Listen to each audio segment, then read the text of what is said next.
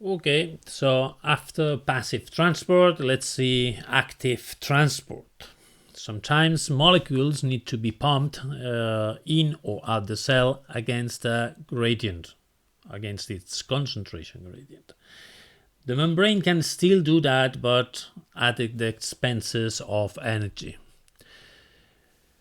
Primary active transport directly uses ATP as a source of energy, while secondary active transport uses the energy stored in the form of a ionic concentration gradient. Because active transport uses enzymes or other proteins, they may get saturated. In other words, they have a speed limit. Beyond it, they can go higher speed. In primary active transport, ATP is used to change the shape of a carrier protein that pumps a substance against its concentration gradient. This is so essential for the cell that it consumes 40% of its total energy production only to create that gradient.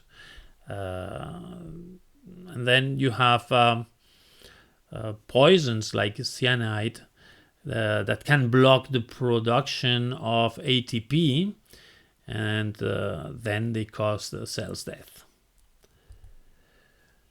The ATPase sodium-potassium pump is an example of active transport. This is a very important pump. As you see here in the video, the cell pumps 3 sodium ions outside where the concentration of sodium is much higher, and in turn 2 potassiums enter the cell, and this way an electrochemical gradient is created. This pump has to work constantly because although there is a membrane, some sodiums and some potassiums are constantly leaking through that membrane in the opposite direction of the pump. The outside high concentration of sodium can be, once created, can be used to transport another substance across the cell's membrane, because remember that sodium ions, they want to go inside the cell. We call that secondary active transport because the energy of ATP is used in an indirectly, let's say, since it was responsible for the creation of the concentration gradient of sodium outside the cell. When both substances, that is what you want to transport, and the sodium are carried to the same side of the membrane, we call that transport symporter. That's you see it in the first video, on the top video. Okay, if they are carried to different sides, that is, the sodium goes in and the other substance is pumped out, then we call that antiporter, and is what you see in the lower video. Here you have some secondary active transport examples involving calcium, hydrogen, glucose, or amino acids. All are essential for the cell's function. As you see, all of them use the high concentration of sodium outside the cell, and that's what makes the sodium-potassium pump so important. Some substances get into the cell, are sent outside the cell, or move between different cell organs, and they do so enclosed in sacs that we call vesicles. When a substance enters the cell in a vesicle, we call that endocytosis, and when the vesicle is sent outside, we call that exocytosis. These are active processes because they need ATP. Okay, they consume ATP. And let's see how that happens. Here you have three types of endocytosis we are going to review. All right. So in receptor-mediated endocytosis, we can distinguish 6 steps. In this example, we will see how a light density lipoprotein, which is represented by the LDL, gets inside the cell. The first step is binding, where the LDL attaches to its receptor on the surface of the membrane. The receptor is normally, always localized in a clathrin-coated bead.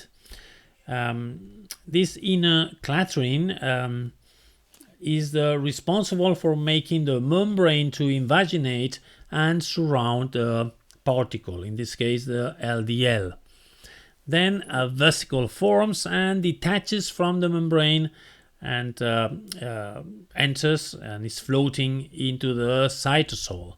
Once in the cytosol, the next step is the detachment of the clathrin proteins, resulting in an uncoated vesicle, while clathrin is recycled and returns to the cell's membrane to be used again. Next, the vesicle merges with an endosome and the LDLs detach from the receptor.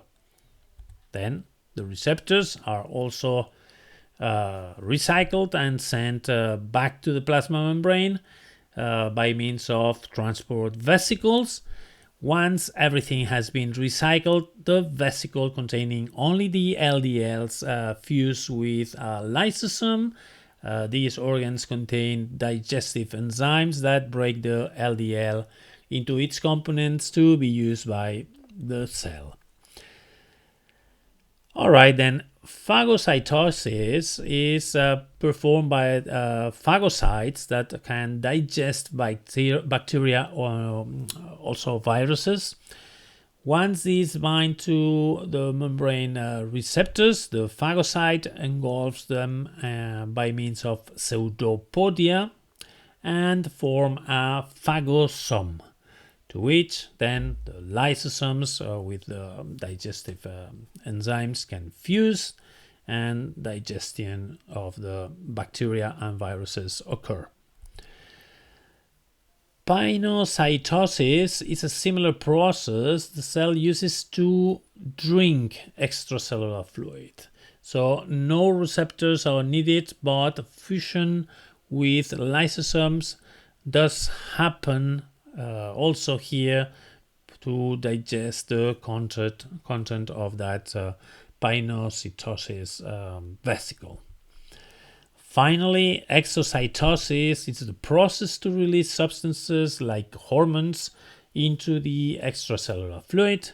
It is also used by neurons to release, for instance, neurotransmitters in the synaptic gap. You'll see that with Julia in semester 2, and later on you'll see it in neurology 2 in the second year. As you see, endocytosis and pinocytosis uptake plasma membrane into the cell. They kind of consume plasma membrane for the formation of the vesicle. But this is counteracted by exocytosis that brings membrane portions to the plasma membrane. And this is all for the transport across membranes. Hope it was clear enough. Remember to review videos and slides to have a clear idea of this. Thank you very much for listening. Next lecture will be the nucleus.